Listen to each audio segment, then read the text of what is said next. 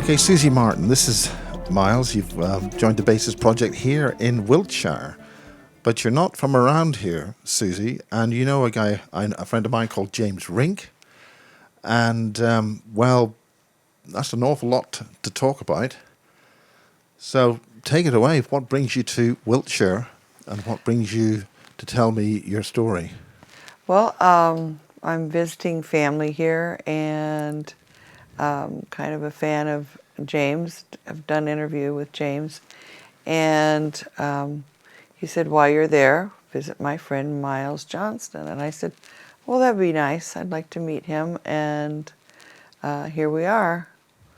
And I have a lot of things in common, a lot of my beliefs that are similar, and interests like the frequencies and probably 5G and stuff like that that's going on in the States right now. And I'm a targeted individual, and I've had some UFO experiences, so we can talk about all that. Well, why don't we start at the beginning, but also you're hearing something and I'm hearing something, but I think what I'm hearing is slightly different to what you're hearing. Well, Explain that. yeah. I have a phenomenon that seems to follow me. I don't know where if it's coming from a satellite or a chip, or if it's coming from a human with an instrument.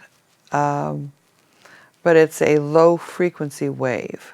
Of course, low frequencies are very detrimental to your health, and it's a droning that goes on, usually heard by my left ear, and it's sort of like if someone was holding a key down on an organ in the very low end and just holding it down for, say, maybe 15 seconds, then letting up, and then holding it down and letting up. And it's sort of in a pattern. And I've kind of monitored my breathing, has nothing to do with my breathing, does not really exist in my right ear. So it makes me wonder what it is.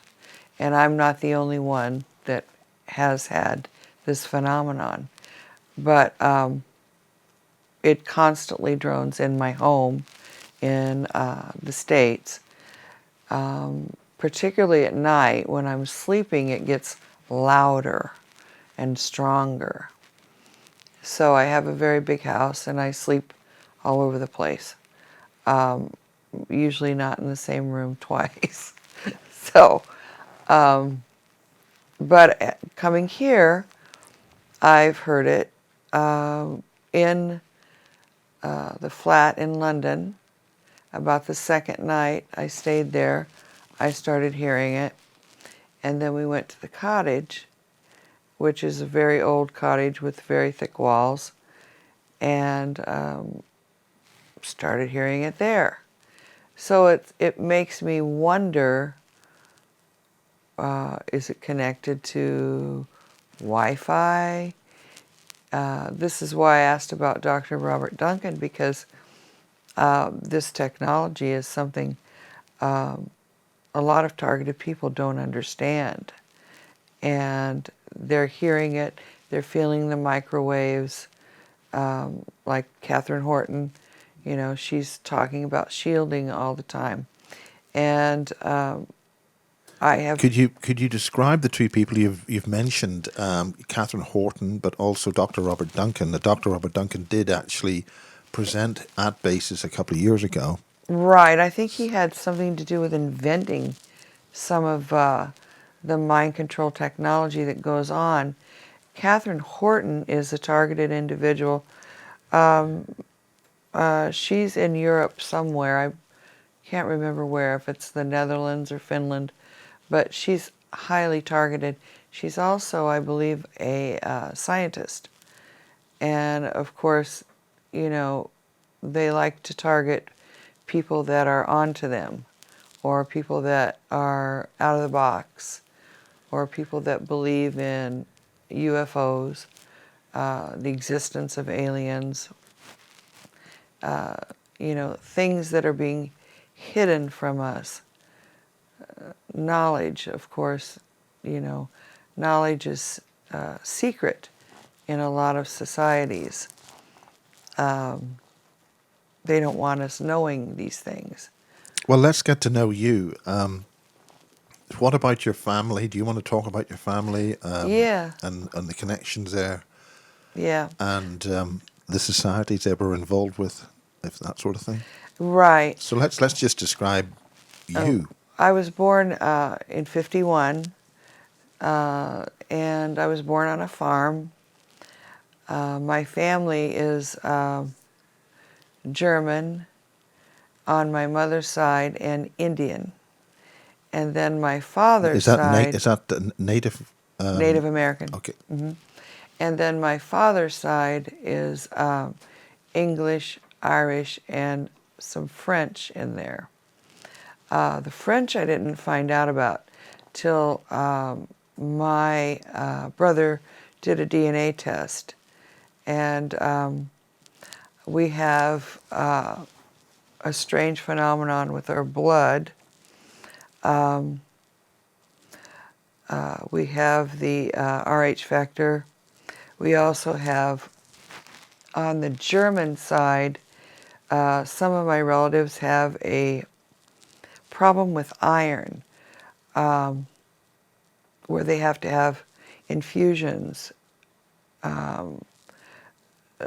Something in our blood is not normal. Also, I have a blood disorder, which I have no idea what it is, because when I found out about it, I was at the doctor's, who was a Air Force doctor, go figure, and I was in the room, and they had the computer sitting so it sort of faced me, and they're typing in information. And I was there for a regular visit. What do you mean it sort of faced you? Did the computer have something on it that was scanning you or something? No, it was just a regular computer where apparently they keep the records. It's all computerized. And she says, "Oh, and I see here you have a blood disorder." And I said, "Really? What is it?" She turned the face of the computer towards her, shut it off, and left the room. So there is, I know that Max Spears talks about bloodlines and different things, and there's a lot of stuff about, copper in the blood and different elements in the blood that ties you to certain things. So I was very curious about that. And I have a friend that's a targeted individual who ends up at the same doctor, and who is an Air Force doctor. And it's just things like that that are very odd. So anyway, my family were farmers, and my whole family, the males, were Masonic members. My mother was a Rosicrucian, and the females were in Eastern Star, Shriners, all that stuff was in my family growing up. I'd been in the local temple, the Masonic Lodge, when I was a child, and remember some things from seeing the black and white floors and different symbolism. Grew up with all that symbolism, and feel that probably the mindset of the German side was more of more Nazi-ish. I'll say Nazi-ish. Just very domineering people. And I mean, the Nazis is a political party. In what way do you have connections with the Nazi party in the family in the past? not that I know like on a surface level that I could tell you about, but just the symbology that was in the households. You know, I would see different things, like there was a trunk that I got into one time that was part of my an old member of the family, and it had on the uniform, you know, the cross, the eagles, different things like that. I mean, that would be fairly natural if you know, just if you know, not 1952. I mean, or whatever. Your Well, it was did your family did your family come from Europe after the war, or was it a Project no, Paperclip thing? it during I think World War I. My great grandpa was in that, probably on the German side. So don't know. He was, let's see, I was about 15 when he died. He was 96. So I'm sure the immigration was probably after World War I, I'm guessing. So there could have been some. So I mean, bringing back the World War One uniform, it isn't a big deal, but I mean, it's not And catastrophic. right, no, no. It's just the mindset of the family that as soon as I was able to get away from, you know, the family, I was off and gone. But why did they come to the United States? Why didn't they just stay in Germany and live? What was the reason for coming to the United Have States? no idea. Probably what every, you know, American dream, I guess. They were farmers, landowners. So, you know, there's a lot in my area. There's a lot of German and some Dutch that came in at probably that time and bought up a lot of land, which has since been gone. Yeah, I mean, Europe got pretty messy after World War One. So, Yeah, probably. but so did the States with the Great Depression. Right, right. Yeah. So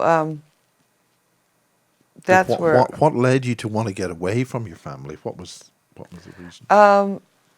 just the mindset of, you know, men were superior, women were the, you know, had babies, washed dishes, cooked and cleaned, and I had more things that I guess I wanted to do in my life, and I didn't want to be somebody's slave, you know. Not that I'm against men, but just Well, I being independent and wanting to do your own thing isn't a war crime, is it? right, right, and I probably was always thinking out of the box. I'd had some strange experiences as a small child, and as an adult, I was more into the esoteric stuff. My first out of the body experience was when I was in the crib, and I left my body and flew through my mother's arms. And I remembered leaving my body. I would say when I was a child, you try to explain it to someone, and I would say, first I was very small, and then I was big. And I can remember when my mother was reaching her hands down to pick me up. Maybe I had a fever, I might have been sick or something, because my sister was on the other side of the crib. And I was probably 6 months old. And I remember seeing my mother's hand and like going into the cell of her hand and coming out the other side. And then I was floating above the crib, watching them pick my body up. So, could have been a fever or anything, but once that gateway was opened for me, I was able to do things. I would leave my body. I could move objects, and I think that's what probably, when I look back, I probably think this is what caused attention towards me. My mother, And where were you moving these things? Was it something in public, like a Yuri, no, like a it Yuri was in Geller? it was in my bedroom, and there was a doll, and it was sitting on the other side of the room. It was a big old country house, and I wanted that doll, but I was not big enough to get out of the crib. So I somehow caused the doll to move and come to me. And right about that time, I remember my mother walking into the room and like screaming, like, you know. I'm sure, I'm sure it probably shocked her, but Well, I mean, in what way was the doll moving? Was it walking by itself? flying, Oh, flying. The old yeah, flying doll thing. yeah, it came, and she was not, you know, But why do you think your mother suddenly came? What do you think brought I that think she was attention? just walking in there, and I was wanting my doll, and I just brought it to me. And I mean, was this slowly across the room and it was hovering there in midair or what? no, it was on its way towards me in the crib, and it got to me, and she was just like stunned, I'm sure. Shocked her. Or the old moving doll thing, you know? Yeah. But So that's an incredible feat. That's a heck of a thing, you know. I've done that a few times. I've moved things. Did you stop doing that with your mother so afraid? Was that the reason? No, I just brought it to me and, grabbed it and held it and played with it. So that was sort of being a Rosicrucian, which she was. They're they're into the teachings, the esoteric teachings, secret knowledge. Can you identify any of those things? Well, I've tried to read some of their literature. It's very odd literature. It's very old society. It's the Order of the Rose, the Rosy Cross, and it's a religious cult, I believe. They talk about different things like, the book has just all kinds of stuff in it. I was not allowed to read it as a child. What book is this? It's a book called the Rosicrucian. I guess it's their book, their Bible or whatever. And it addresses all sorts of things like astral projection, cosmic rays. I remember that. Like that there are cosmic rays that enter our bodies from space. I believe Mercury, the god Mercury, had a lot to do with that. Just things bits and pieces I remember. I've actually read a little bit online about it, but I've not joined it. Apparently there's a temple in Chicago. There are a lot of people that are still in the order of the Rosicrucian. So I don't know. It's an esoteric knowledge system, sort of like the equivalent to the Masons. Only they have a belief in Jesus, I believe, and master knowledge and all that stuff. And so where does this take us? Your mother and your family and So, the Masons and things? so I was, how I remember getting into the program.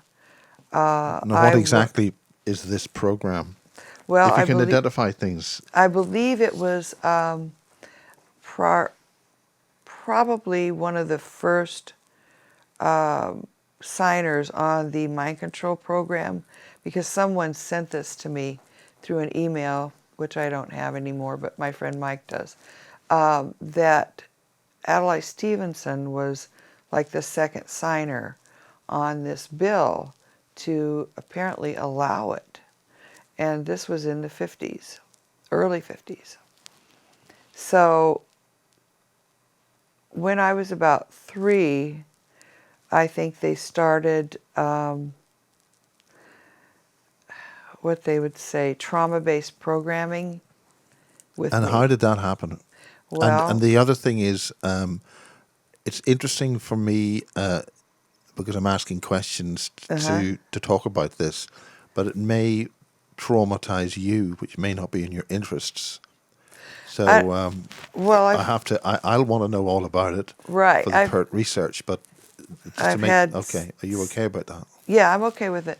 I've had 70 years almost in another couple years to kind of mull this through. And a lot of things, of course, when you get older, a lot of things fall into place in your consciousness because you have epiphanies and recall, and it starts usually around age 30, and by the time you reach your 60s, closing in on 70s, you get a finer grasp on what's gone on. Hence, I am a targeted individual. Why am I targeted? I've had these questions that I've had to try to answer for many years. And I believe this is what progressed, is that I showed some kind of skill in these areas, and the mind control was just coming into the area where I lived, hence this In what way? Because did this involve the U.S. military? Oh, I think so. Well, he was Navy. Adlai Stevenson was Navy. My brother was Navy. My grandpa was Navy. And what about the German background? Were you in the military background there? Do you have any knowledge of that? No. The Navy was on my father's side, which was the English, Irish, French, and my brother was in the Navy. He was, I was the youngest of 4 children. So my family was done, and 9 years after that, I came along.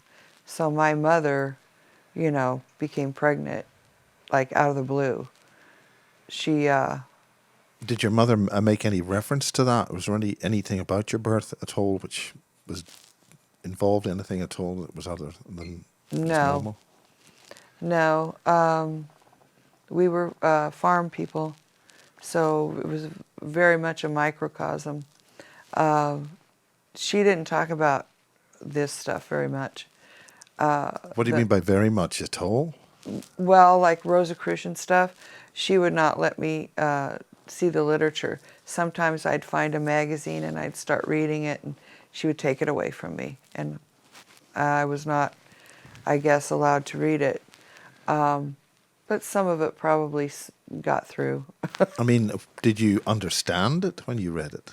Yeah, And I do you know? did. Can you remember anything particularly that stood out that The cosmic ray thing was always something I was fascinated, and talking about Mercury, the god Mercury, messenger gods. I didn't really see a lot about Christ in that literature. It was more about strange things, like werewolves. There was a chapter on on werewolves.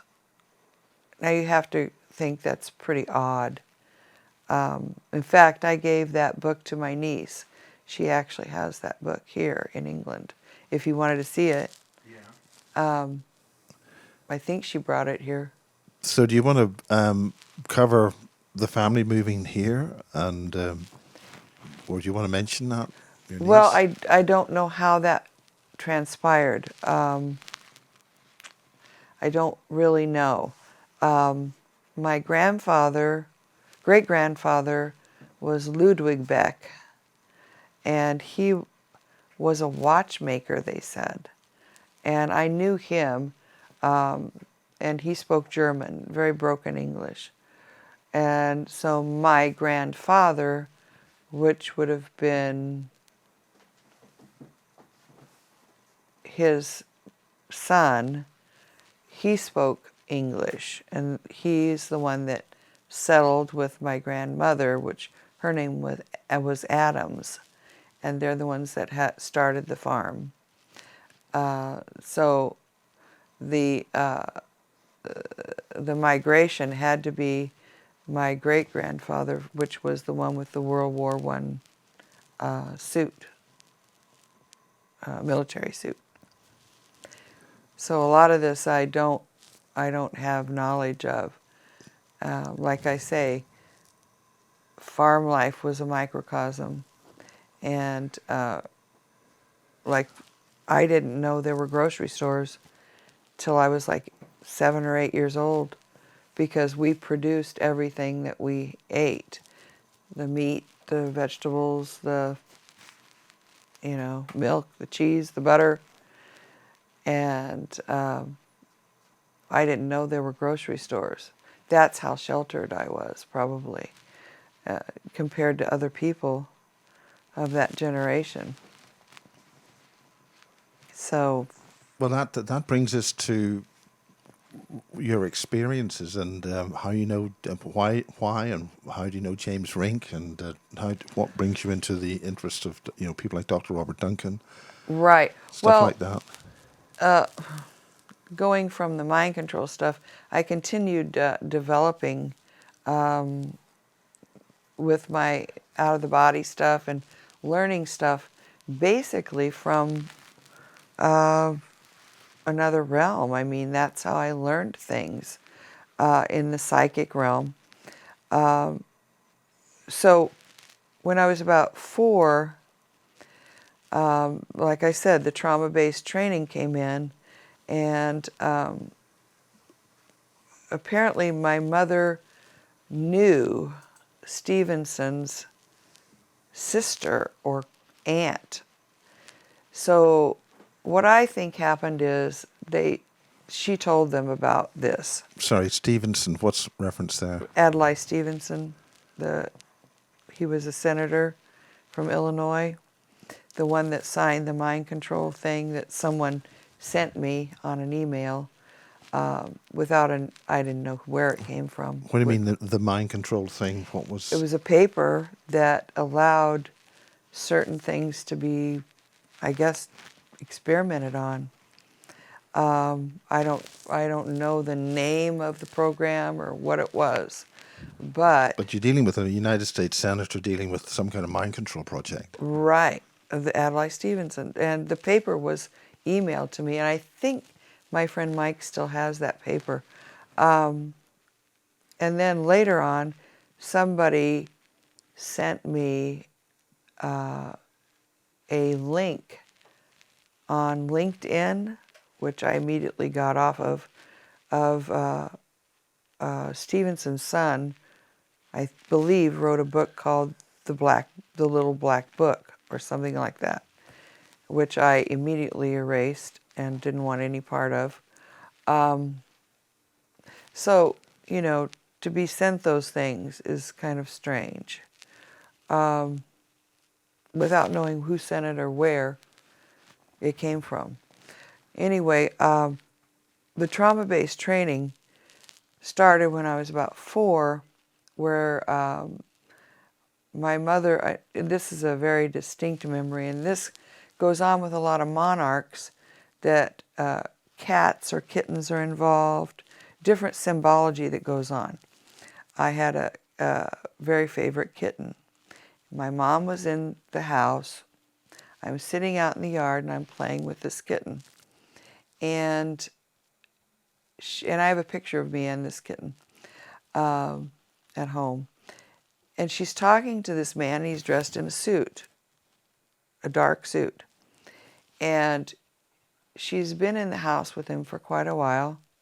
He comes out, and I'm sitting there with my kitty, and he picks up the kitten, and I think I've told James about this, but I would only describe him as maybe a man in black.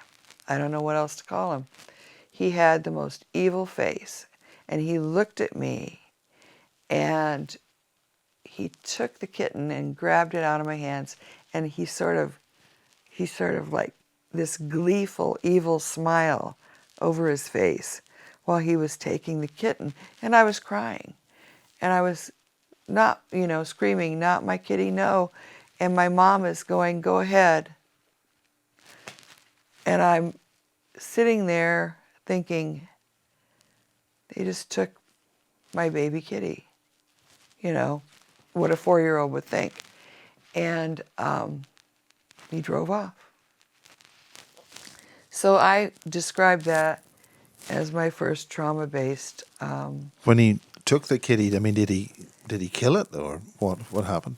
He just took it. Took it from me. The effect was to traumatize me, which he did, and left. So I would say that was probably my first traumatization. There were probably more that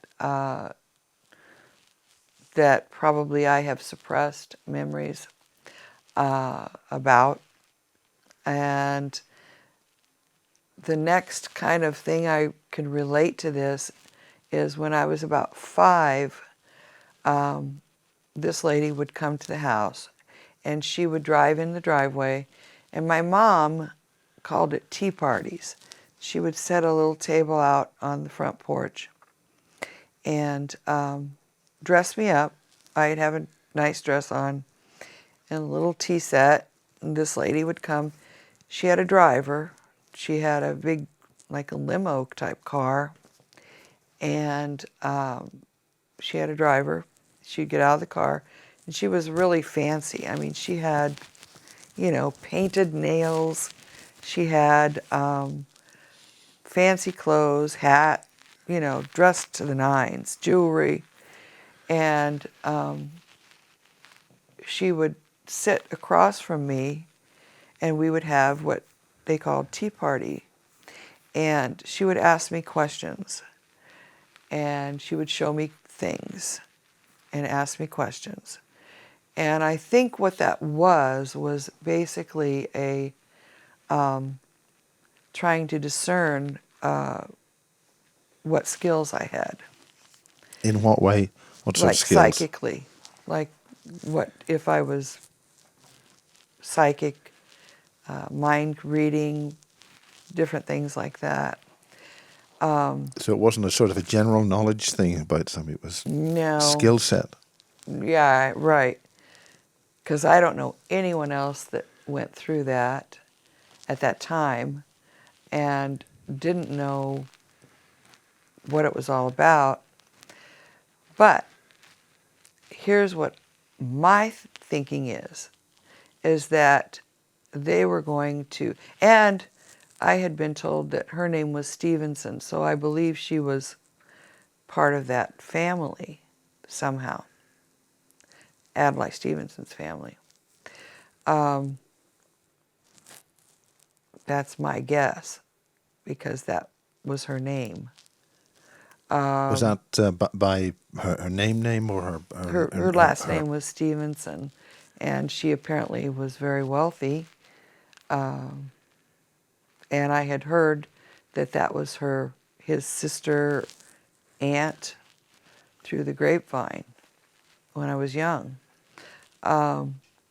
So what happened after that is I think they were going to take me into a program away from my house. And the reason I think that is because right after that I got very ill. I had been, we had a big farm, and I would play in the empty weed and bug killer containers, and I would get this white powder on me, which of course was probably DDT. And I became and I remember having it all over me, on my face, in my mouth, And I got very ill. And I was taken to a pediatric allergist, and I was given shots for, oh my God, desensitization shots. And I was given those till I was 18 almost. Between 16 and 18, I was declining to get them. But I was getting like 3 a week, 1 on the weekends, and my mother would drive me back and forth. And I blew up physically. I was a very pretty little girl. Got heavy because I was also given cortisone and thyroid and Ritalin for hyperactivity. So I sort of was then, I look back at it and say, I became undesirable. I was flawed. I was not able to be put into the complete program where I was taken. I've talked to people that were taken, and I look back on this and think, my God, I got ill. How did you become aware of those other people who were taken, and what were they taken to? What They was were taken involved? to bases, facilities, underground bases where they were then traumatized further. In what way? Can you go into any details on that? The Yeah, names I and won't mention places? names because that's up to them. Well, and not the names of the people, but names of the bases. Oh, Or the names of the bases. I'm not sure. I don't even remember some of them, but they would kill pets in front of them. They would be with children, and they would kill the child that was with them. I mean, horrible, horrible things that I've heard. Chained in cages like dogs,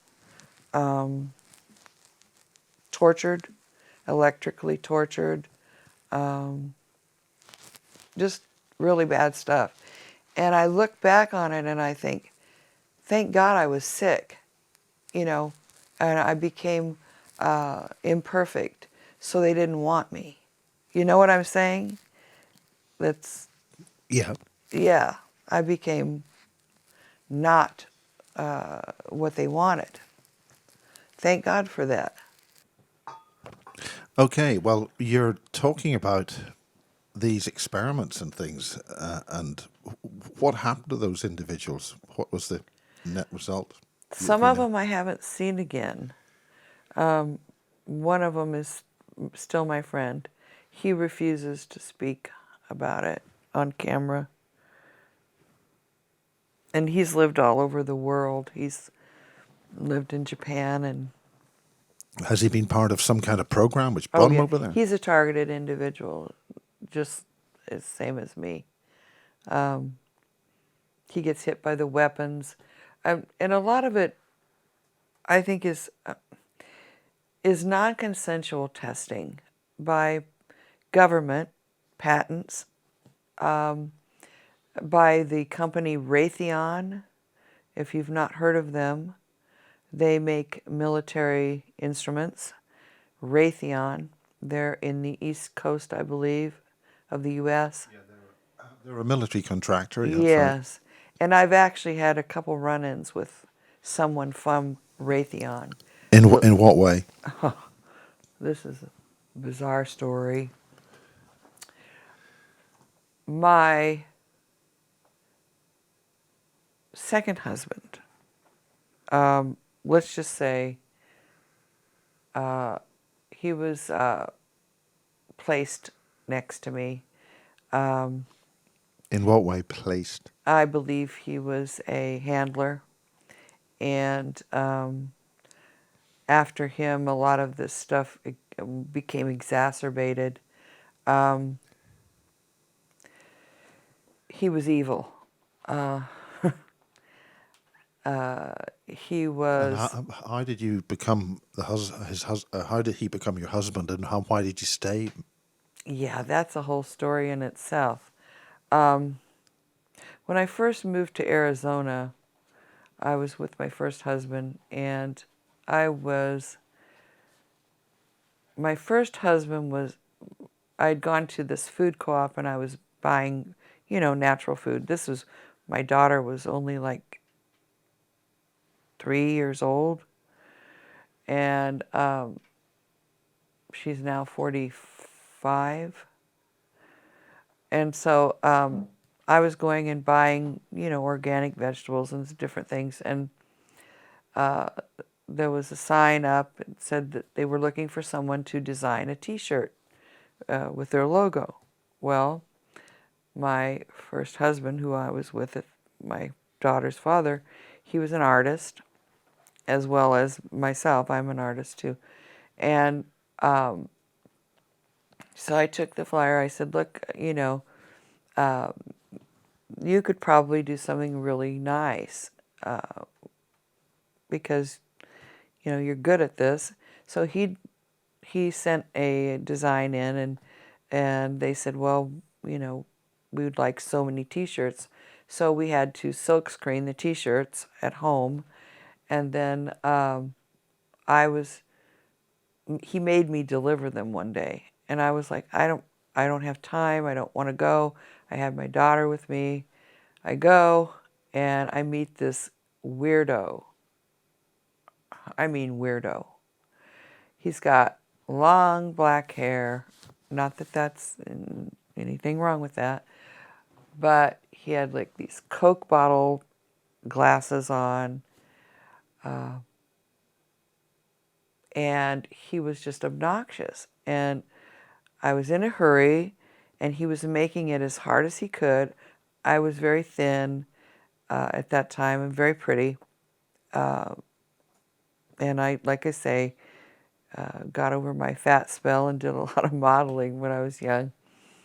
And I looked very nice. My daughter was dressed nice, and standing there in a hurry to get to a school meeting of some sort. And he's like taking his time, knowing that it was aggravating me, that I was in a hurry. And I said, just mail the check. And he said, well, what is your address? And then I was like, oh, I don't want to give him my address. Anyway, I gave him the address. And of course, he couldn't mail the check then. I had to wait for it. So I was like, this guy is really a pig. So I left there. Then I started having someone stalk me. And that's who it was. So I didn't know that's who it was. Okay. So fast forward about 7 years. I'm like working with an art organization. I'm doing some freelance work with a big show, and meet this guy, and he's nice looking. He's got short hair, and he's no glasses. He's handsome. And so after a while, I start dating him, not realizing that was the guy that had creeped me out a few years before and had actually stalked me, dressed as a woman. My God. Yeah. How did you find that out? Well, having dinner in our apartment in Arizona, and this guy leans his head, like it's a flat roof. He is laying with his belly on the roof and drops his head down to see what's going on in our apartment. And all I saw of that was the hair, and something, it was creepy. Then, I mean, do you think he used the check thing as a means of finding out? That yes, was a whole ruse. absolutely. It was, Oh, it was from word absolutely. go. Yeah, I look back on it and go, yeah. So then about a week later, we have these, on the either side, it was the manager's apartment in this complex, and there were these like plexiglass panels that you couldn't see through necessarily, but there was a guy dressed in a long blonde wig and a frilly shirt. And it was obviously a man because he was tall and big. And I was like, somebody is, you know, something's going on here. And I'm telling my husband at the time, you know, somebody's stalking us. Then my purse gets stolen out of the apartment. It had like 4 entrances to the apartment. It was quite a big apartment. So that happened. And then about a month later, the neighbor to me is raped. Tall blonde girl. And her description was a tall, well-built man with long black hair and glasses. Didn't put the two together for many years. I mean, was that designed for you to make that 1 and 1 equal 2 and then become scared? Or what? I don't know if it was the fear factor or he just had his mind set on a certain thing, you know, which obviously was me. Or was he programmed to do that? Because I believe he was part of it. His uncle, who carries his namesake, was a head of procurement for the Air Force. So, Head of procurement for the Air Force. like selling the nails and the screws to the toilet lids to the, you know, for an exaggerated amount of money, which they use for black ops. You've heard of the, you know, the screw that costs $1,700. The Yes. type, Yeah. yeah.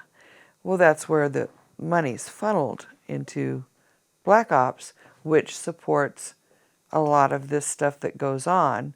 I mean, who would believe that someone has the capacity or the money to target all these people? Okay, 24-hour surveillance in some cases, a massive amount of manpower and equipment, and all this goes on.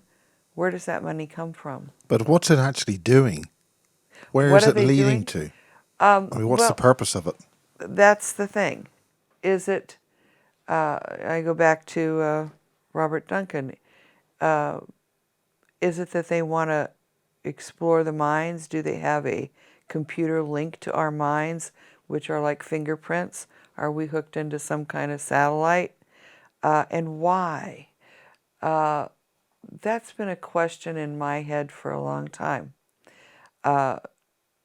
And a couple years ago, it occurred to me, you know, they're building all this AI technology. I mean, we're heading towards, you know, transhumanism. All this stuff is, we're not going to be What do you mean by all this a stuff? What do human you think? What do you think it means? part machine, part man. Do we have robotics in us as chips? Do we have nanotechnology that are already in us that we don't know about, that are, in some cases, ruling us? I mean, do we know really what's going on? And I sort of think, and you know, I'm not a scientist, I'm a layperson. Where are they getting they say that these robotics, these AI, are going to have emotions. They're going to be able to do things that humans do and feel. I So mean, when they say they're going to have emotions, do they going to say they're going to display a recording or an imitation of an emotion, or are they actually going to have feelings? I don't know this. I kind of think, where are they getting the information to program into the AI? What's the template for that? Is it us? Is it our fear, our pain, our happiness, our joy? Are they I mean, my using? understanding is that the ability to love and hate at the same time, we've got that unique ability to do that. Right. Whereas all the other types of beings can either do one or the other. They can't do both, which is But crucial to perception management and how we right. create reality. Are you familiar with us creating the reality being used like that. Right. Are they using us? Are they mapping our minds? Are they using us as a template to program AI to actually create? I mean, who knows? Who knows where this is going? Who knows why? Well, But there's a hell of a lot of this about nowadays. Where do you feel it's going? Where's your experiential conclusions leading you to? I feel that we live in a dimension that is a very small dimension compared to what's out there, and that these things will eventually outthink us. That what they're learning from a lot of these targeted individuals, scientists, physicists, there are people, the people that I see that across the world that are being targeted, they're learning something from targeting and mapping their brains. And they're putting it into AI technology somehow. That's what I feel is being done. And I also think they're doing non-consensual weapons testing. Companies like Raytheon. And which leads me back to where I was saying I met someone from Raytheon. If you want to hear that story. Yes, go ahead. We want to hear all the stories. Okay, so I have a guy that I live in what's called the Lincoln Park area. You've heard of Abraham Lincoln. So I live in Lincoln Park, and it's a very old park, and it's like a block and a half from Lincoln's second burial site, where he's interned like 30 feet under the ground under concrete because someone back in the 1800s tried to steal Lincoln's body out of the first internment place. So I live right in this whole Lincoln area. And there's a bed and breakfast the street over, 2 streets over from me, and it's this huge old house, and I have 2 friends that are gay that run this bed and breakfast. And so it was after I divorced my third husband, who was a photographer, and Can I ask why you divorced? the Is that third too one, personal? Yeah. the third one went insane after they put smart meters on my bedroom. He actually lost his mind. And I didn't know what the hell happened to him, but he went crazy. Okay, getting back to these things you're talking about. Well, my gay friends invited me to a party. It was like the first Halloween since I'd been divorced, and they were like, girl, come on over and get dressed up, and we'll have some fun, and they own a building downtown, which is it's like a haunted building that is this huge building which has the Masonic symbols in the cut glass around the windows. It was used during the Civil War as a embalming funeral home, and it's like 3 stories. It's gigantic, and it's right downtown from the Capitol building in Springfield. And so they wanted to have the party there. So I'm thinking, okay, it's going to be a great big party, right? So I go by myself, and there is 4 people plus the 2 gay guys. And I'm like, oh, okay, Halloween party. All right. So one of the girls that attended, she's a watercolor artist, and so she and I were sitting and talking, and so this nice looking guy was sitting in a chair sort of across the room, and one of the guys goes, oh, come over here, I want you to meet this friend of ours. He's staying at our bed and breakfast. His name is Mac. And so I pull my chair over and I said, well, hi, I'm so-and-so, live down the street. And so we're engaging in a little bit of conversation. And now, mind you, at home, I have a stack of papers where I've looked up these instruments that are being used on me. I have the patent numbers and the company that makes them, and it's Raytheon.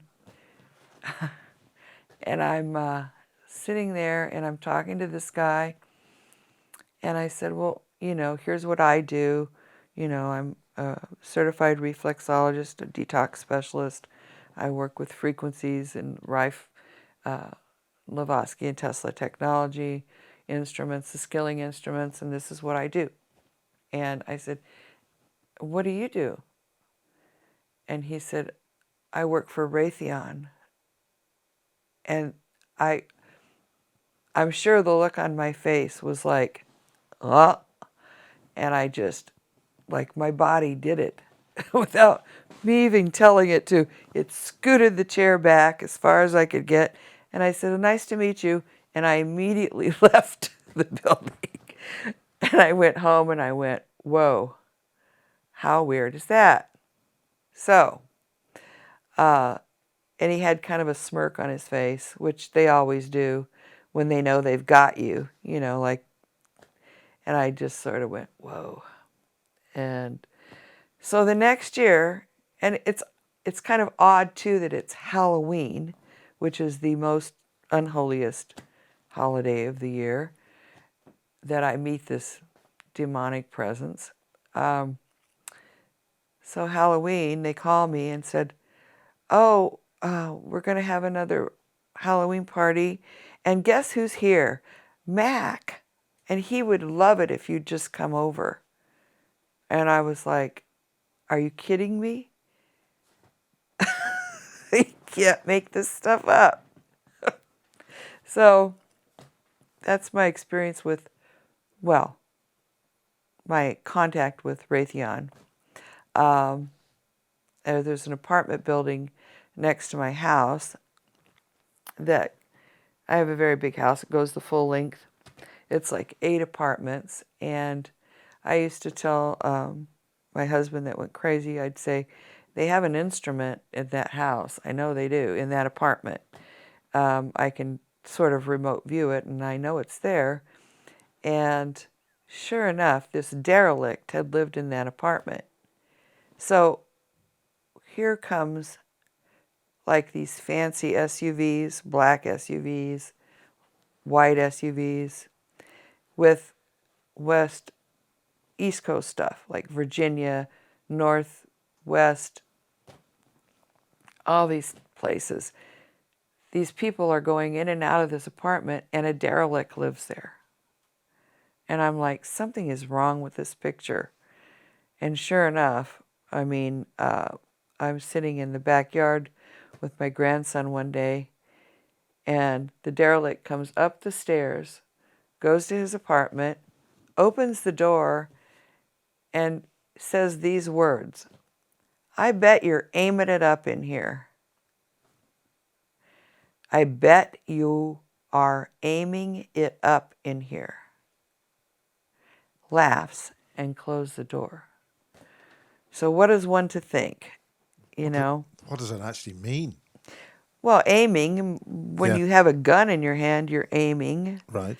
So he's probably got an instrument in his hand that he's aiming at us, which we're sitting outside.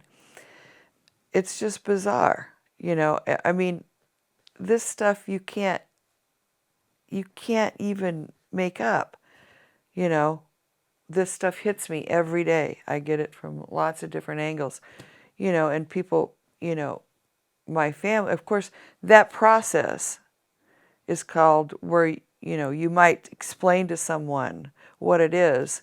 That process is called neutralization. They have neutralized you. You can't go anywhere. You can't get out of this paradigm that you're in. You are in it. You're neutralized. No one will believe you. No one will help you. No amount of money will save you. You're stuck. You're stuck like a lab rat like a guinea pig. And all the targeted people I talk to, they're in the same paradigm. Their minds in the evening when they fall asleep are like registering on some kind of computer. Their brain waves are being followed. How Some do you of know them are that? controlled. How do they how do you get the feedback from them that they know that? How do they know that? Yeah. Different ways. I mean, I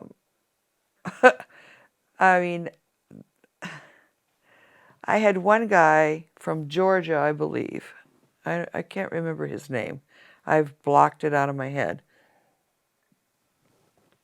I was trying to help. He would call me and I would try to, he'd say, they're torturing me, they're doing this, they're doing that. And this could have been a disinformation, I don't know.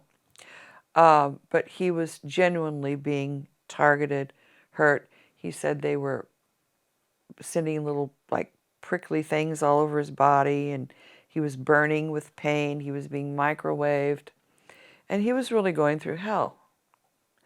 So I'd been trying to help Jimmy. His name was Jimmy. Was trying to help him, telling him to shield himself and do this, all this different stuff. And I'm listening, and when I say this stuff is so bizarre, it is. I'm listening to Coast, and I believe it's George Norrie that's the commentator. And this guy comes on. His name is Jimmy, and he's describing the whole scenario that he'd been talking to someone and blah, blah, blah, and what I had been telling him. He wasn't using my name. And he says that some people in the CIA came over and talked to him and exposed what they were doing and asked him to do something for them. And sure as crap, that was Jimmy from Georgia. And I mean, how does this stuff fit together? I mean, where do you feel Jimmy from Georgia and stuff like that? Well, I think he was told to, say stuff or, lead me in a different way because I was trying to help him. That's what this was all about. I mean, Just, when you did modeling, do you think you were maybe involved with Monarch? oh, Is that I think I've been involved with Monarch. And Peter, James Rink's friend from Australia, was talking to me on Skype one day, and he said, "You're definitely a Monarch, and you have been your life." in And what way? I mean, what made him say definitely? I don't know how he discerns that, but apparently, I don't know how he discerns it at all. But James was real anxious for me to talk to him, and I listened to what he had to say, and he said that, and I said, "Well, why is this going on now?" And he said that basically it's contractual, that I signed a contract to be in this before I came here. You mean as a before soul, before birth? Right. Do you Yeah. want to go over that? Is there anything you can recall on that? Because there's some more people coming through on that. Don't know. I mean, did I sign on to do this? I kind of have. In which case, can you break the contract, or is it too late? Right. Have you done And things? apparently what I gathered from him is that you have to fulfill this contract. This has to be fulfilled for you to get out of it. Have you discussed anything like this with Misha Johnston? No. No. Do you know who she is? Uh-uh. No. Okay. No. She's in this sort of therapeutic on this level in the Las Vegas area. Well, you talk about monarch programming. And so a few years ago, there must be something they're using me for. And I can't say what it is because I haven't figured that out yet. Maybe before I die I will. Maybe. I was upstairs. I have a whole apartment on the top of my house, 2-bedroom, huge apartment that I usually rent. And in this case, my daughter was living in the bottom part of my house and with her family, and I was in the upstairs apartment. And so I was in bed, and I was trying to, it's been very hard for me to leave my body for a number of years since all this is really sped up. And so I was trying to do some breathing and actually get out of my body. So I was having some good luck that day, and I started to leave my body, and I was what we call out of coincidence, where the spirit is not completely out of the body, but still attached, like a shadow, like I'm here and my body's here. So I was partially out of my body and seeing it in the astral, and I'm starting to see things, and I see, the first thing I see is my head. You know what virtual Yeah. cartoons are, Yeah. right? The first thing I see is my head, like a virtual cartoon, floating, like right here. And next to my head is a revolver floating. And I'm looking at that, and and the hairdo, as a matter of fact, was one that I had when I lived in Phoenix with the psycho husband, the handler. Same hairdo. And I was like, oh my God, that's Delta programming. They're trying to get me to commit suicide, which is Delta programming. So me leaving my body was threatening something very bad, threatening. And so looked at that and I thought, oh, hell no, okay, as they say. I saw my head, the gun, and I'm going, Delta programming. Nah, not going to do it. Then I sort of just consciously like push it away and like I'm going on through. I'm going to get out of my body. Here comes the universal symbol, white paper, like paper, with a red circle with a line through it, like the no smoking symbol. So this is in my consciousness. When I start to leave my body, I see this no. And I'm like, no, oh no. And I wash it away, push it out. What I see next was unbelievable. It was just a very fast, split seconds, boom, boom, boom, boom, boom, boom. And it was schematics for outer space things, planes, in who knows what it was. I mean, I don't even know. Why outer space? What made it? Well, it as seemed, opposed to just ordinary circuit diagrams or diagrams something else. right. It seemed like there was like saucer-like stuff, like flashed, but there was all kinds of stuff, schematics for God knows what, and I'm like, oh, this made me lead to think that my mind was like some kind of cache, CACHE, some hidden thing to be reopened at a later date. Like something had been stored in my brain that I had no knowledge of. And what it And you was, hadn't delivered it yet, or had you delivered? I haven't. I don't know what it is. And I something has been stored in my brain, which takes me back to Northrop Aviation. When I was shown the stealth bomber in this little cubicle, because I still can't imagine what in the hell that was.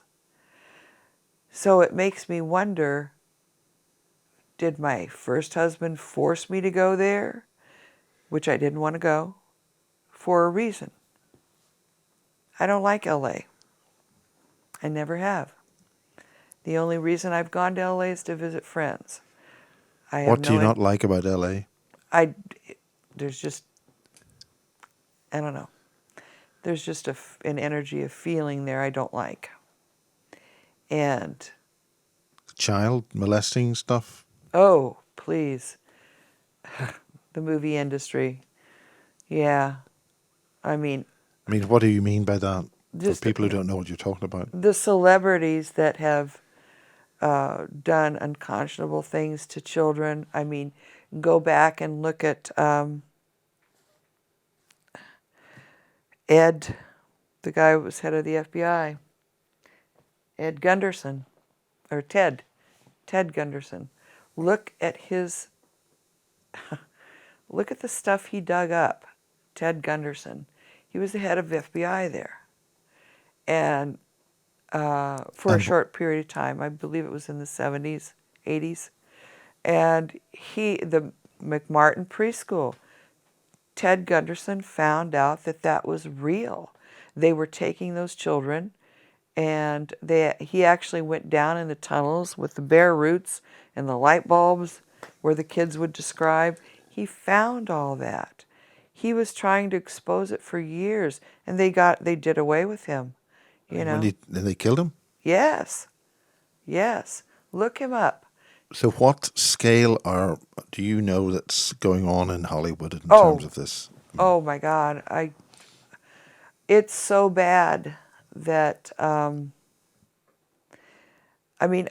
think that probably a lot of this needs to come out because we are destroying the innocent children.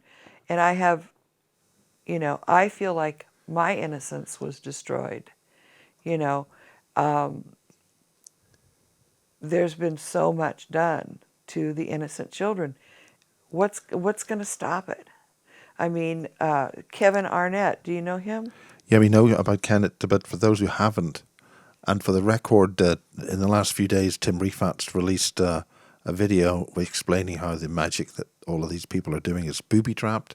It's got back doors, but most crucially, they do not need to use children anymore. Mr. Rifat has got a bypass for that. There's no need to torture any of these children in any way anymore. They can still get what they need, but there's another way around it without killing the children. Oh, good God. I mean, they kidnapped him. Did you hear about that? Explain. Catherine Horton, in the last week or so. Are we talking about Kevin Annette? Yes, Kevin Annett was stopped at the airport, and you can look it up on Catherine Horton Stop 007, her site, her YouTube. They stopped him at the airport, and they took him, I believe, arrested him, took him by car somewhere, asked him if he was going to keep doing this, accusing the royals. He was actually detained and kidnapped. And I don't know for what length of time, but I guess he got out by the skin of his teeth. That there were... Well, there's no such thing as the skin of the teeth with that kind of thing. They're either going to do you or not. Well, I don't know how he got out, but she explained it on her site. Some weird thing happened, and he was able to get out. For the purposes of people watching this at a later time, can you give some kind of time reference, date reference, so people can look at this online? I just watched it last night, and that was the 26th Yeah, 27 May the 26th, May 2019. 26, 1919. I mean, 2019. Yeah, yeah. And there's a lot of controversy about Kevin. Can you go over some of that, or is it worthwhile? Oh, what he's uncovered about the ninth circle and all this stuff. The red shoes.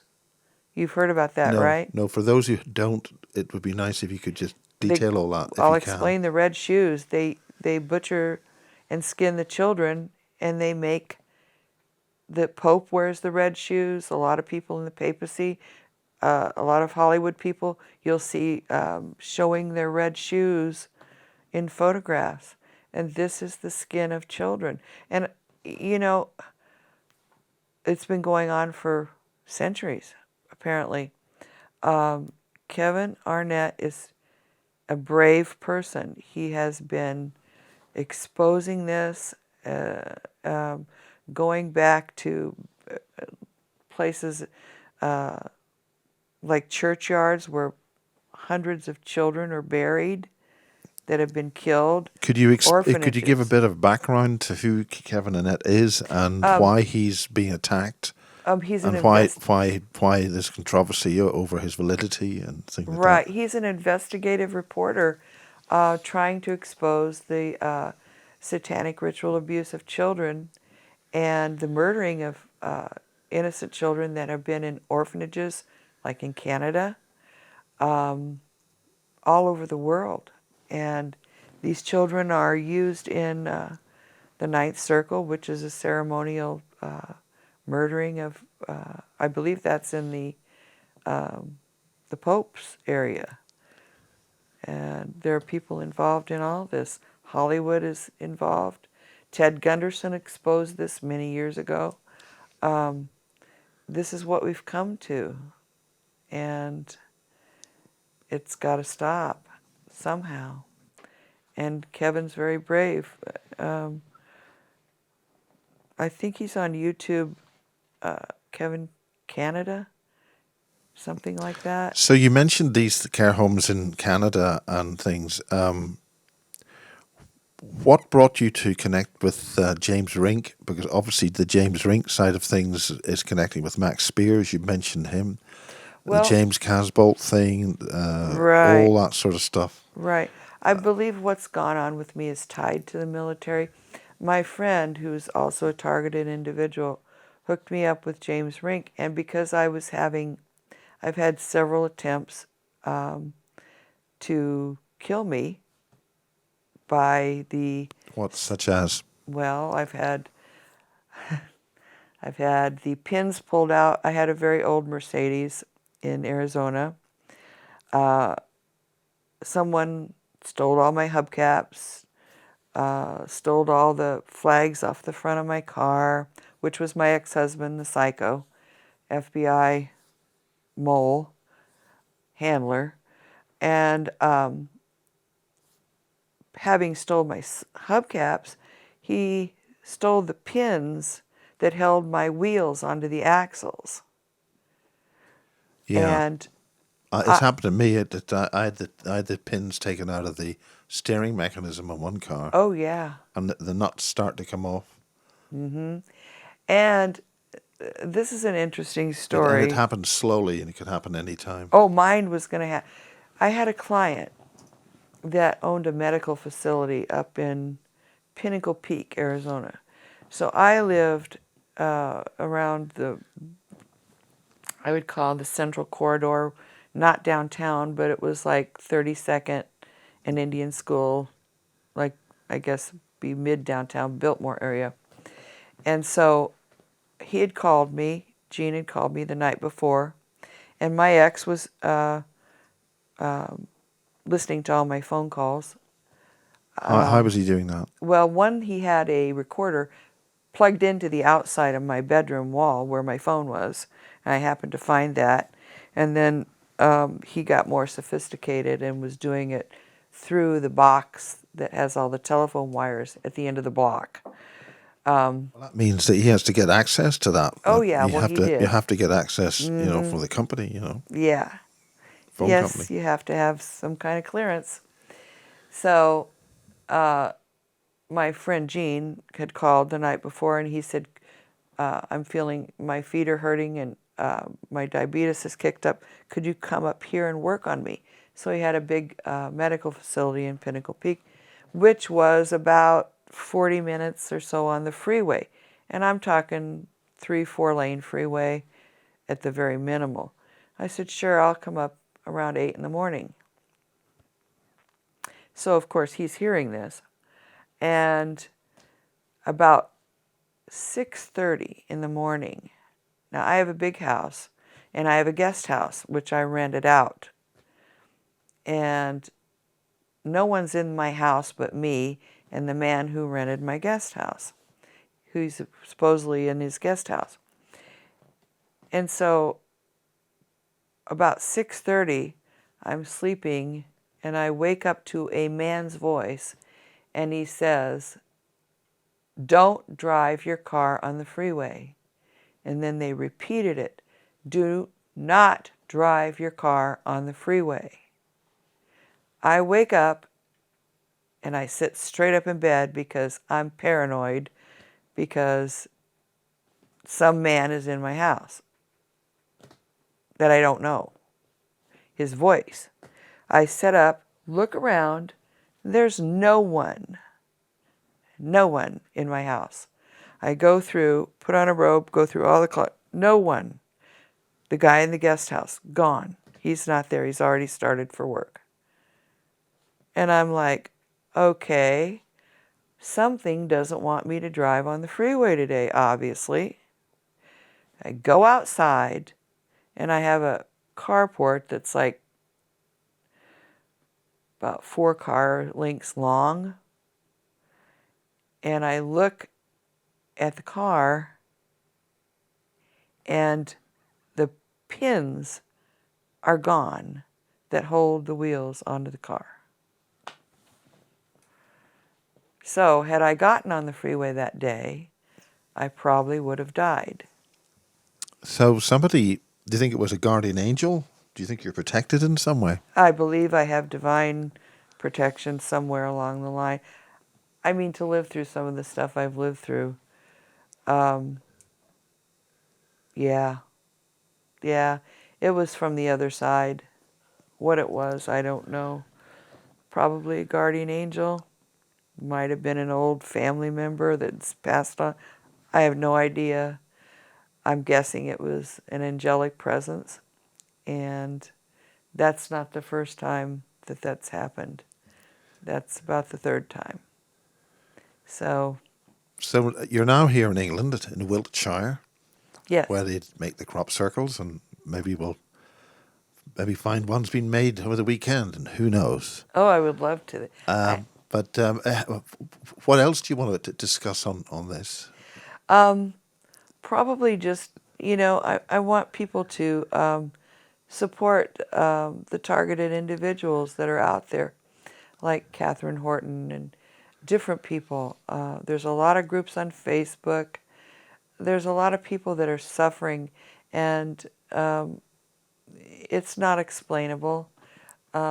We've all been neutralized, all of us who are targeted. We've been neutralized.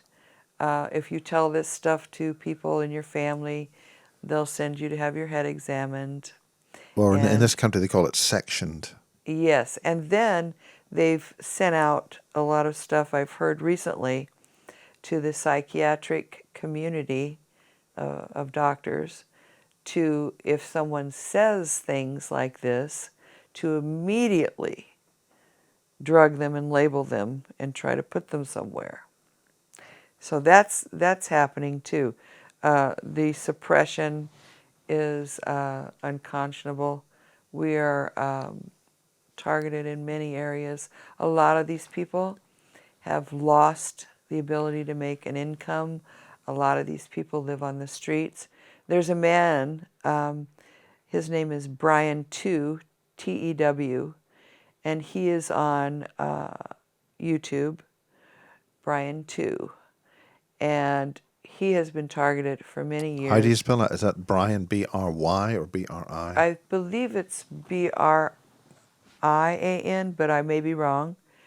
And the last name is T-E-W. He used to have a address of Liverpool Law. I don't know if that's still his email, but he is on YouTube. I'm sure if you type in Brian 2 targeted individual, you'll find him. He actually worked for the government in some capacity, and now he's living basically out of a backpack and traveling from country to country, trying to stay alive. He's been, I mean, so many things have been done to this man. It's amazing he's still alive. There are people in South America. There are people all over the world. I mean, Magnus Olson, I believe. Yes, Magnus. Have you heard much about Magnus? The last time I saw him was at that conference with Yeah, I Max haven't, Spears. but I think he's doing a lot of this. Catherine Horton. There are a lot of people. I did have somebody who actually said that he didn't want to be a targeted individual anymore. He decided to turn the whole thing around and become an empowered individual.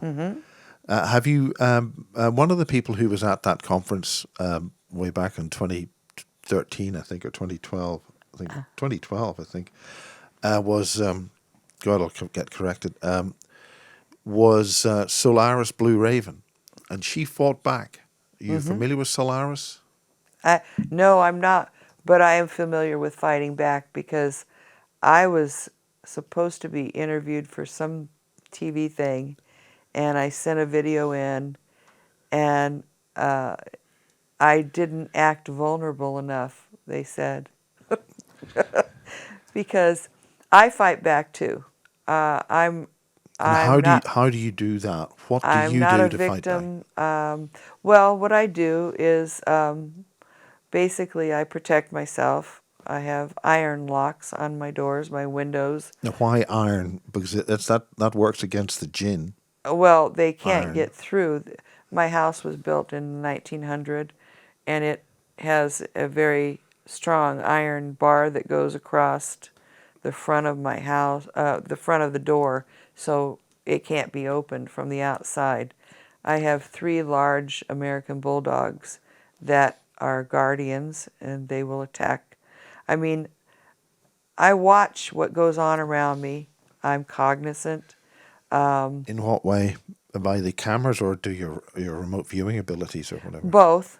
I use both. I protect myself at all times. I don't allow people to get close to me because I've had people try to inject me, and And how they try to do that? well, Or do you want to talk about that? yeah, I can talk about it.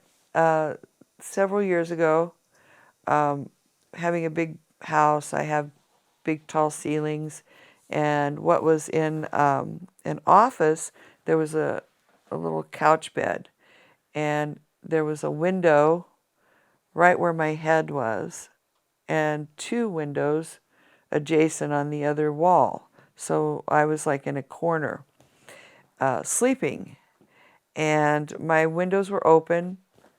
This is when I learned not to leave my windows with the screens open. And I had the screens in, and I was sleeping, and I had my head like between the 2 windows, and woke up with my arm like this and a needle right here, poised. Had I closed my arm, it would have injected me with something, probably something on the tip of the needle. So I woke up and I was like, I didn't move. I didn't pull my arm, which would have been something you would think to do. And I grabbed the needle and I took it off and I set it down and I looked at the screen, and you could see these holes where they had threaded it through the screen like several times, trying to get, they must have had it in a tube, like a very thin tube, like a straw, long, so they could lay it right where, if I closed my arm, it would poke me. Another time, That's good. yeah, They must have taken the time to do that, yeah. yeah, I still have the screen. I'll send you a picture of it. then another time, I woke up and there was a needle by my foot, and my foot was where in my bedroom where there was a screen open. So I don't open my screens anymore. So I've learned Well, you that. should not be intimidated by that. Open them.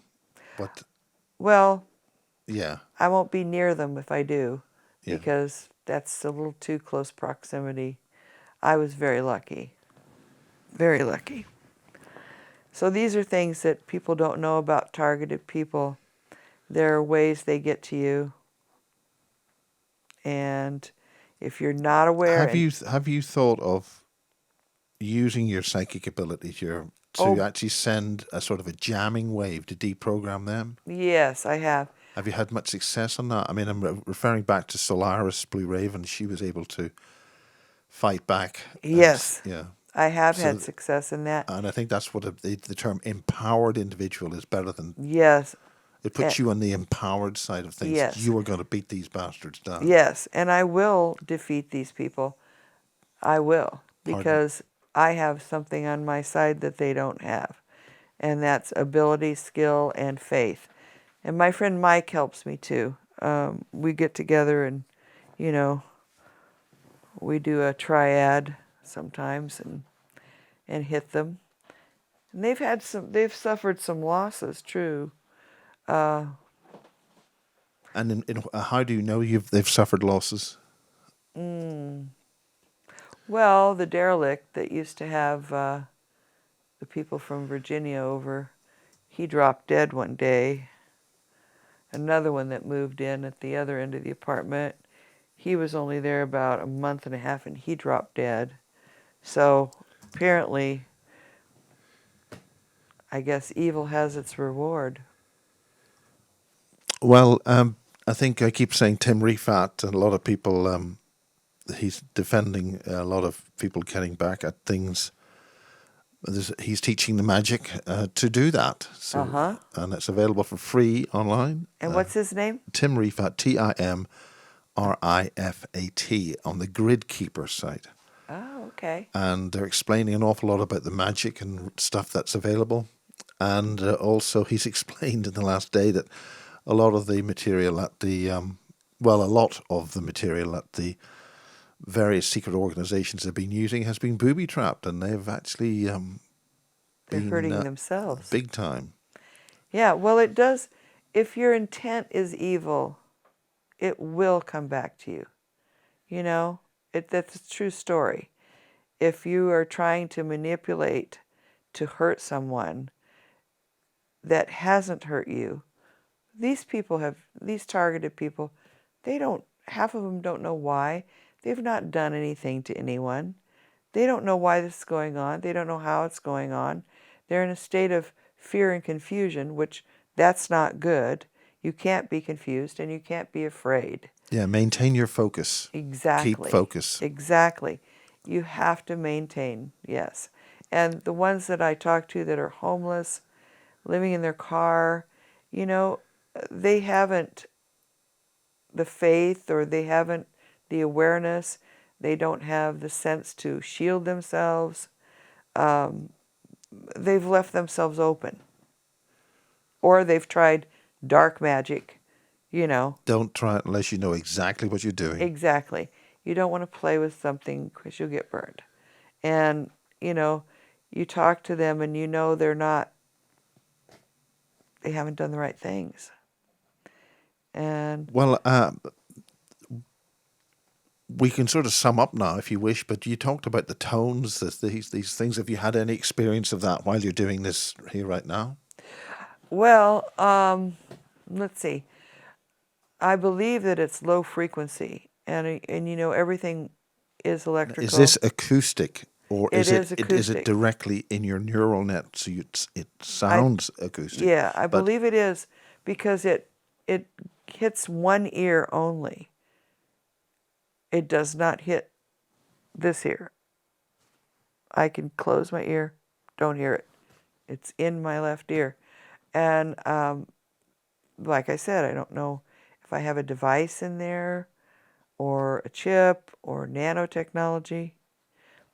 I mean, I'm hearing it as But I think what I'm hearing is a different pulsing tone than that you're hearing. Oh, could be.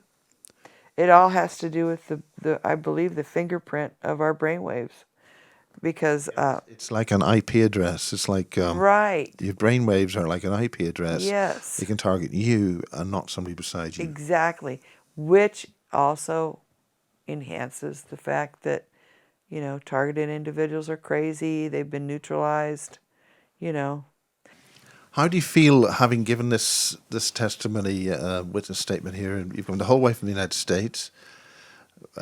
We're dealing with May 2019, and what about family and friends here? Do you think they are on top of this or what?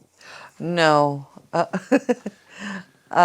Very few people that I know, family-wise, believe. My daughter believes in what's gone on Now, is because it a belief uh, or sympathy for your plight, or have they experienced I think something they have a themselves? little bit of sympathy because they can see that when I'm being hit by a microwave or, you know, this low frequency stuff, they see that it bothers me.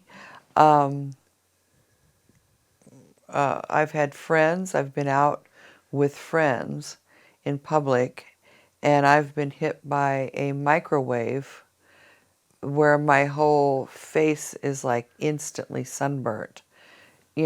So, you know, you eventually, when they see that happen to you in odd times, odd places, they say, "Oh, I understand. You're being hit by a microwave and it's burning your skin."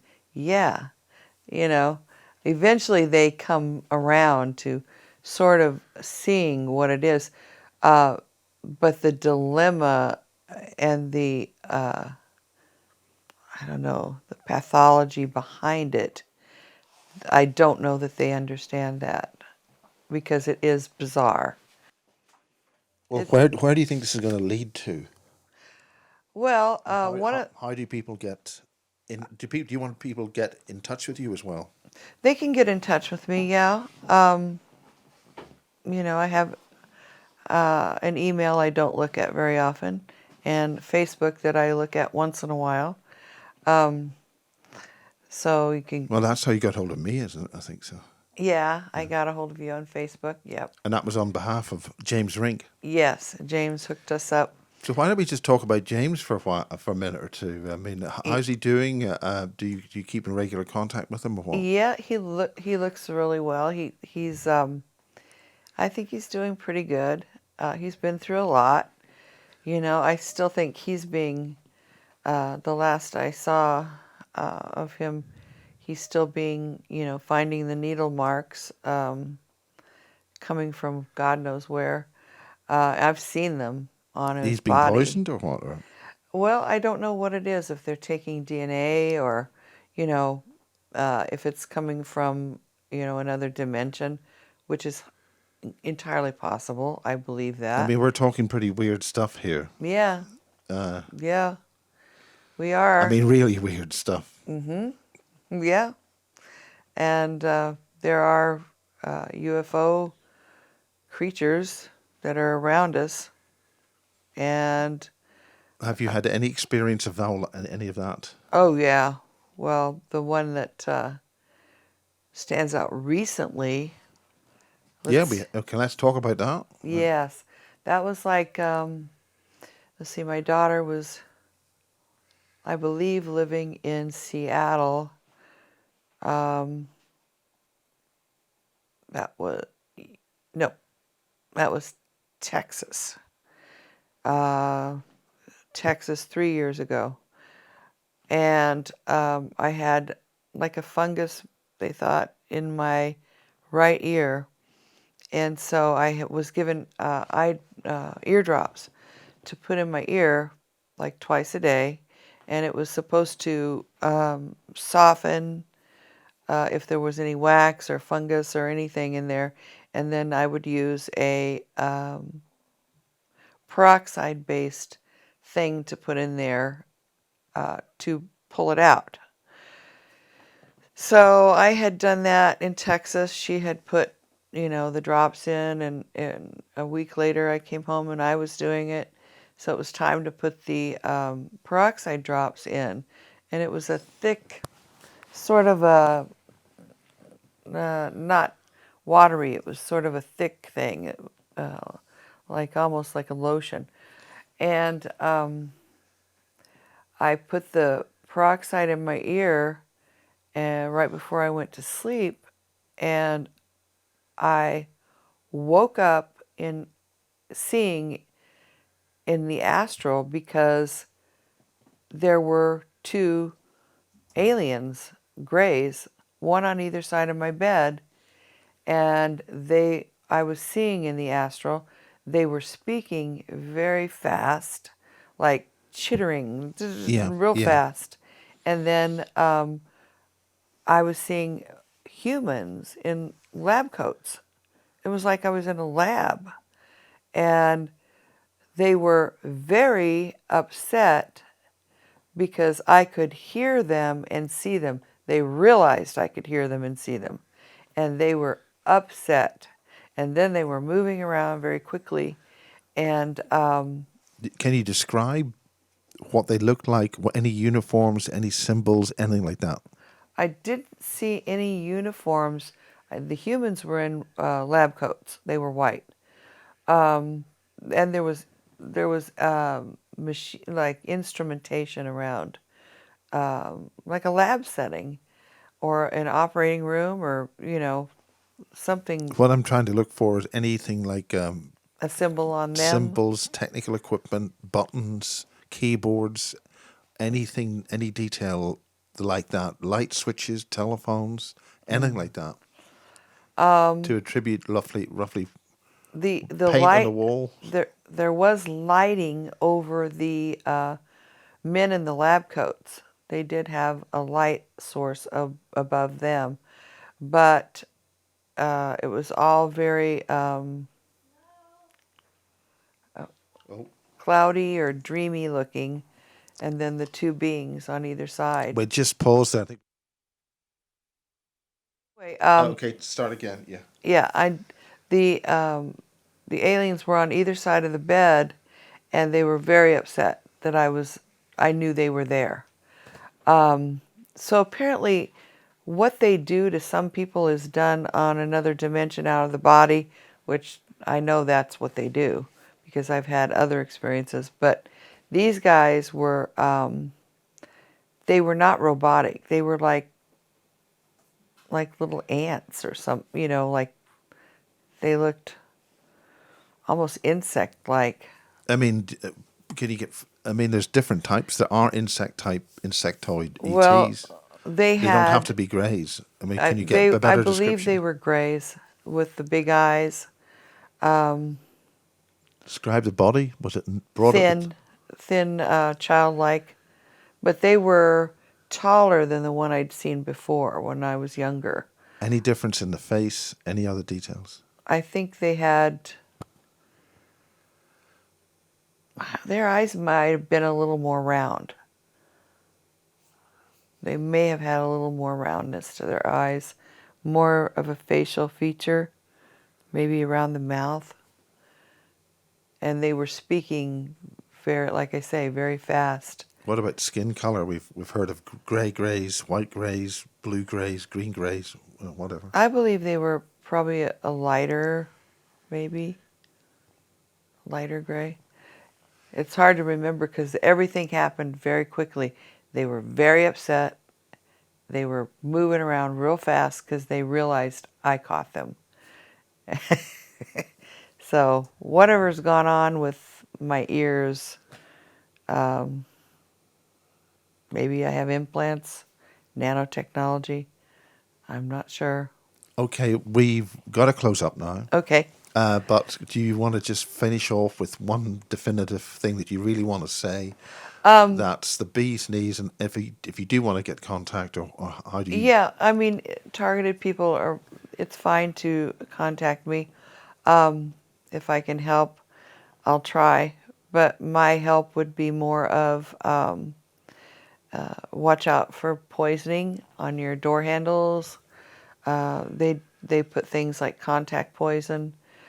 You can Well, have, they certainly did that to me in Ireland. yes, and it I will don't know kill. if that took about 36 hours to work through. Yep, yep.